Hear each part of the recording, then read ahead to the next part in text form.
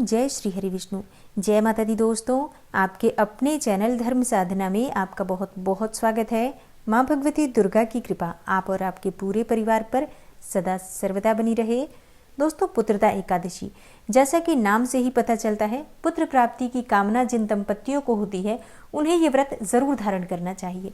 और अगर आप किसी भी कारण से ये व्रत नहीं कर पा रहे हैं तो ऐसे में पति पत्नी दोनों मिलकर भगवान श्री विष्णु की पूजा आराधना करें, उनसे प्रार्थना करें तो निश्चित ही आपको उत्तम और योग्य संतान की प्राप्ति होती है। और हाँ, पुत्रदा एकादशी का व्रत वर्ष में 2 बार आता है, एक श्रावण मास में और दूसरा पौष मास में। पौष मास की शुक्ल पक्ष की एकादशी को पुत्रदा एकादशी कहा जाता है और शास्त्रों के अनुसार पौष पुत्रदा एकादशी का व्रत धारण करने से और भगवान श्री विष्णु की पूजा आराधना करने से समस्त प्रकार की मनोकामनाएं पूर्ण होती हैं, समस्त प्रकार के सुखों की प्राप्ति होती है। और विशेषकर संतान प्राप्ति की कामना रखने वाले दंपतियों को ये व्रत जरूर धारण करना चाहिए या बिना व्रत किए भी पूजा करनी चाहिए। तो आज की वीडियो में मैं आपसे बात करने वाली हूँ पौष मास की पुत्रदा एकादशी के बारे में। पौष मास की पुत्रदा एकादशी की तिथि कब प्रारंभ हो रही है, कब समाप्त हो रही है और व्रत हमें कब धारण करना है और पारण करने का मतलब व्रत खोलने का शुभ मुहूर्त क्या होगा। आज के दिन भगवान श्री हरि विष्णु की किस प्रकार से पूजा करनी चाहिए, किन मंत्रों का जप करना चाहिए और कौन सी चीजें भगवान श्री हरि विष्णु को अर्पित करनी चाहिए, किस प्रकार से भगवान श्री हरि विष्णु की हम आराधना करें जिससे इस व्रत का संपूर्ण फल हमें प्राप्त हो और जिस भी मनोकामना से हम भगवान श्री हरि विष्णु की पूजा कर रहे हैं या पौष पुत्रदा एकादशी का व्रत धारण कर रहे हैं वो हमारी मनोकामना पूर्ण हो, इसके लिए आज विशेष क्या करना चाहिए। तो ये संपूर्ण जानकारी आपको आज की वीडियो में मैं शेयर करने वाली हूँ, इसलिए वीडियो को पूरा ज़रूर देखिए। और अगर आपको आज की वीडियो अच्छी लगे तो इसे लाइक भी ज़रूर कीजिए। दोस्तों, आपके लाइक्स, आपके कमेंट्स मेरे लिए बहुत महत्वपूर्ण होते हैं क्योंकि ये एकमात्र जरिया है जिनसे मुझे पता चलता है कि आपको ये वीडियो अच्छी लगती है और आपके लिए ये वीडियो उपयोगी है। तो अगर वीडियो अच्छी लगती है तो लाइक तो ज़रूर ही किया करें। इसके साथ ही कमेंट बॉक्स में माता रानी के नाम का जयकारा भी ज़रूर लगाएं, इससे आपको सकारात्मक ऊर्जा की प्राप्ति होती है। और अगर आपका कोई भी सुझाव हो, कोई भी प्रश्न हो या कोई विशेष वीडियो देखना चाहते हैं तो उसके लिए भी कमेंट बॉक्स में ज़रूर लिखें। चैनल पर पहली बार आए हैं, अगर अभी तक आपने चैनल को सब्सक्राइब नहीं किया है तो आज की वीडियो अगर आपको अच्छी लगे तो चैनल को सब्सक्राइब ज़रूर कर लीजिए और बेल बटन को भी प्रेस कर लीजिए। तो इससे ये होगा कि इस चैनल पर जो नई वीडियो अपलोड होंगी उनकी नोटिफिकेशन आपको सही समय पर प्राप्त होगी। तो बात करेंगे एकादशी के शुभ मुहूर्त के बारे में, लेकिन उससे पहले जानते हैं कि अगर आप पौष पुत्रदा एकादशी का व्रत धारण करना चाहते हैं तो पुत्रदा एकादशी व्रत के नियम और पूजा विधि क्या होती है। देखिए, अगर आप पौष पुत्रदा एकादशी का व्रत धारण करना चाहते हैं तो नियम आपको दशमी तिथि के दिन से ही पालन करना होगा। जैसे कि दशमी तिथि के दिन आपको सात्विक भोजन लेना चाहिए, बिल्कुल भी मांस, मदिरा, लहसुन, प्याज इत्यादि का सेवन दशमी तिथि के दिन नहीं करना चाहिए। इसके साथ ही मसूर की दाल, टमाटर, साग इत्यादि चीजें भी दशमी तिथि के दिन ग्रहण नहीं करनी चाहिए अगर हम एकादशी का व्रत करना चाहते हैं तो। और चावल भी नहीं खाना चाहिए। जो लोग एकादशी का व्रत करते हैं वो दशमी तिथि के दिन से ही चावल का त्याग कर देते हैं। शाम के समय सूर्यास्त के बाद अन्न का सेवन नहीं कर सकते हैं और ना ही भोजन कर सकते हैं, ना नमक का सेवन कर सकते हैं। तो इस बात का ध्यान जरूर रखिए कि अगर आप एकादशी का व्रत करना चाहते हैं तो दशमी तिथि के दिन सूर्यास्त होने से पहले भोजन कर लीजिए। और रात में मान लीजिए अगर आप कुछ खाना चाहते हैं, भूख लगती है, तो ऐसे में आप फल इत्यादि ले सकते हैं, दूध ले सकते हैं, जूस ले सकते हैं, फलों का रस ले सकते हैं, अपनी इच्छा के अनुसार फलाहार कर सकते हैं दशमी तिथि की रात्रि में। और हाँ, भूमि पर शयन करने का विधान हमारे शास्त्रों में बताया गया है, तो संभव हो तो भूमि पर शयन करना चाहिए, नहीं तो अपनी बिस्तर की शुद्धता का ध्यान अवश्य रखिए और ब्रह्मचर्य का पूर्ण रूप से पालन करना चाहिए। एकादशी के दिन आप प्रातःकाल जल्दी उठेंगे और अपने दैनिक क्रिया से निवृत्त होकर स्नान कर लीजिए। स्नान के जल में आपको थोड़ा सा गंगा जल मिलाना चाहिए और गंगा जल मिश्रित जल से ही स्नान किया जाता है। उसके बाद सबसे पहले भगवान सूर्यदेव को जल अर्पित कीजिए और उसके बाद भगवान श्री विष्णु के सामने शुद्ध घी का दीपक प्रज्वलित करके, और अगर व्रत करना चाहते हैं तो अपने दाहिने हाथ में जल और पुष्प लेकर व्रत का संकल्प ले लीजिए कि आज आप पौष पुत्रदा एकादशी का व्रत धारण कर रहे हैं और जिस भी मनोकामना से आप व्रत करना चाहते हैं अपनी मनोकामना भगवान श्री हरि विष्णु से कहिए। और हाँ, जरूरी नहीं है कि आप किसी मनोकामना के निमित्त ही ये व्रत धारण करें। बिना किसी कामना के निष्काम भाव से, मतलब सिर्फ भगवान श्री हरि विष्णु की कृपा पाने के लिए, उनकी प्रसन्नता के लिए ये व्रत धारण करना ज़्यादा श्रेष्ठ होता है।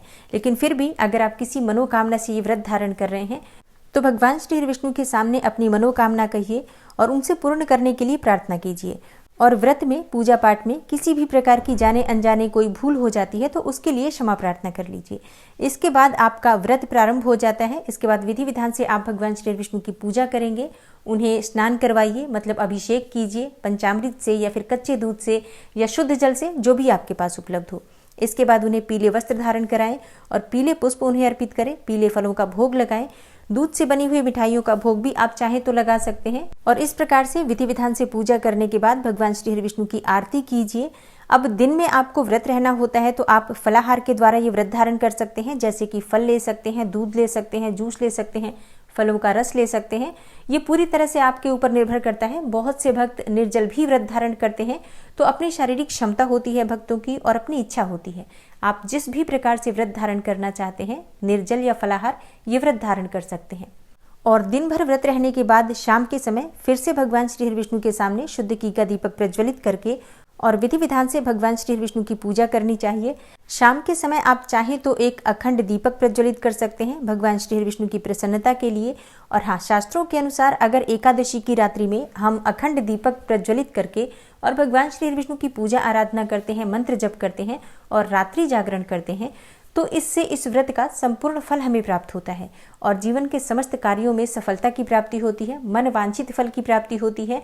और एकादशी की रात्रि में जागरण का विशेष महत्व होता है। तो जितने भी समय आपसे जागरण हो सके, मतलब जितना भी समय आप जाग सकते हैं, भगवान श्री हरि विष्णु के सामने बैठकर शुद्ध घी का दीपक प्रज्वलित करके और उनके मंत्रों का, नाम का स्मरण करते रहिए। और एकादशी व्रत का पारण अगले दिन किया जाता है, तो प्रातःकाल जल्दी उठ जाइए और स्नान इत्यादि करने के बाद भगवान सूर्यदेव को जल अर्पित कीजिए।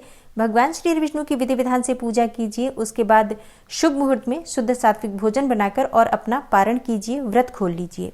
तो दशमी से द्वादशी तक के ये नियम होते हैं जिनका पालन प्रत्येक व्रत करने वाले व्यक्ति को जरूर करना चाहिए। और जिन दंपतियों को संतान प्राप्ति की कामना है, संतान प्राप्ति के लिए अगर आप व्रत धारण करना चाहते हैं पौष पुत्रदा एकादशी का, तो जरूर धारण करना चाहिए। लेकिन अगर आप व्रत नहीं कर पा रहे हैं किसी भी कारणवश, तो बिना व्रत किए भी आज के दिन आपको भगवान श्री हरि विष्णु की पूजा आराधना जरूर करनी चाहिए। और हाँ, आज के दिन आपको बाल स्वरूप जो भगवान श्री कृष्ण के होते हैं, लड्डू गोपाल जी, उनकी विधि विधान से पूजा करनी चाहिए। उनके सामने आपको माखन मिश्री का भोग अर्पित करना चाहिए और धूप दीप पुष्पों से उनकी पूजा करने के बाद वहीं बैठकर संतान गोपाल मंत्र का जप करना चाहिए। संतान गोपाल मंत्र है ओम देवकी सुत गोविंद वासुदेव जगतपते देहि मे तनयम कृष्णम त्वामहम शरणम गते। ये मंत्र मैं आपको स्क्रीन पर दे दूंगी, आप नोट कर लीजिए और इस मंत्र का यथासंभव जप कीजिए। मतलब अधिक से अधिक संख्या में इस मंत्र का जप करने से भगवान श्री हरि विष्णु की असीम कृपा आपको प्राप्त होती है। देखिए, शास्त्रों के अनुसार इस मंत्र को सर्वश्रेष्ठ मंत्र माना गया है संतान प्राप्ति की कामना को पूर्ण करने के लिए, विशेषकर जिन दंपतियों को पुत्र प्राप्ति की कामना है। तो इस मंत्र का जप करने से संतान की प्राप्ति होती है, उत्तम और योग्य संतान की प्राप्ति होती है, पुत्र प्राप्ति की कामना पूर्ण होती है। विश्वास से इस मंत्र का जप कीजिए, निश्चित ही आपको लाभ होगा। अब जानते हैं कि पौष मास की पुत्रदा एकादशी कब है, एकादशी की तिथि कब प्रारंभ हो रही है, कब समाप्त हो रही है और व्रत हमें कब धारण करना है। देखिए, पौष मास की पुत्रदा एकादशी की तिथि प्रारंभ हो जाएगी 1 जनवरी की शाम को 7:11 पर और समाप्त होगी 2 जनवरी को शाम को 8:23 पर। तो ऐसे में सूर्योदय कालीन तिथि हमें प्राप्त हो रही है 2 जनवरी 2023 को। इसलिए पौष पुत्रदा एकादशी का व्रत 2 जनवरी को धारण किया जाएगा और पारण करने का मतलब व्रत खोलने का शुभ मुहूर्त होगा 3 जनवरी को सुबह 7:12 से 9:25 तक। और एकादशी व्रत का पारण हमेशा शुभ मुहूर्त में करना चाहिए, क्योंकि शुभ मुहूर्त बीतने के बाद अगर हम व्रत का पारण करते हैं, व्रत खोलते हैं, तो व्रत का संपूर्ण फल हमें प्राप्त नहीं होता। इसलिए शुभ मुहूर्त का ध्यान अवश्य रखना चाहिए। तो पौष पुत्रदा एकादशी से संबंधित संपूर्ण जानकारी मैंने आपको आज की वीडियो में शेयर की है। आशा करती हूँ आपके लिए उपयोगी होगी। वीडियो अच्छी लगी हो तो लाइक कीजिए और ज़्यादा से ज़्यादा इस वीडियो को अपने फैमिली फ्रेंड्स के साथ शेयर कीजिए। मिलती हूँ मैं आपसे अगली वीडियो में, तब तक के लिए नमस्कार।